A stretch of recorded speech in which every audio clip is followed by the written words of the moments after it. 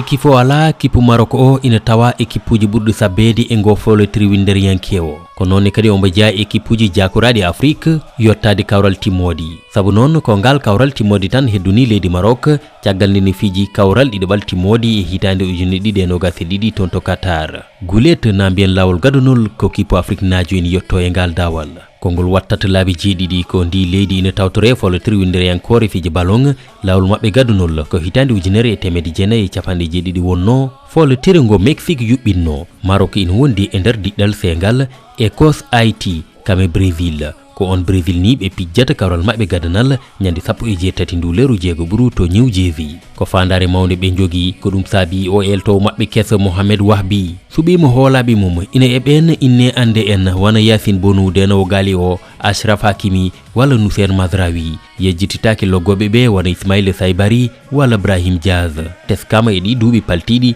iccilaare mabɓe mawde ko nden iccilaare ni addi ha e Foolotiro winnderiyankewo faango hitaande 2030 Maroc ina jiya e leyɗe tati juɓɓinoje ɗe wondude ne Espagne kame Portugal